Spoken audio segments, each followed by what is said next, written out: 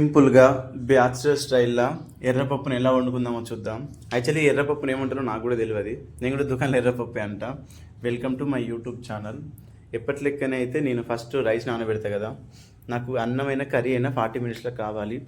ముందుగా rice cooker rice నానబెట్టుకొని అది ఆన్ చేసుకున్నా. ఆ తర్వాత ఒక కడాయి తీసుకొని స్టవ్ ఆన్ చేసి కడాయి హీట్ అయిన తర్వాత ఆయిల్ వేసుకొని ఆయిల్ కూడా హీట్ అయిన తర్వాత జీలకర్ర, ఆవాలు, ఇది శనగపప్పు, ఈ మూడు కొంచెం లైట్గా రోస్ట్ అయిన తర్వాత ఆనియన్స్ను పచ్చిమిర్చి వేసుకున్నాం. అది కొంచెం దగ్గరికి అయిన తర్వాత అల్లం వెల్లిగడ్డ పేస్ట్ను కొంచెం పసుపు వేసుకున్నా. సాల్ట్ కూడా నేను ఫస్ట్ వేసుకున్నాను ఎందుకంటే తొందర మగ్గుతాయి అని చెప్పేసి. దాని తర్వాత ఈ కందిపప్పు కాదు, ఈ ఎర్రపప్పు అనేది కొంచెం అందులో వేసుకొని ఒక 5 మినిట్స్ మంచిగా దగ్గరికి అయిన తర్వాత కారం వేసుకొని మీకు ఎంత క్వాంటిటీ కావాలనో అంత గ్రేవీకి వాటర్ సర్వ్ వేసుకోండి. తర్వాత కొత్తిమీర వేసుకొని సర్వ్ చేసుకుంటే ఎక్సలెంట్ ఉంటుంది.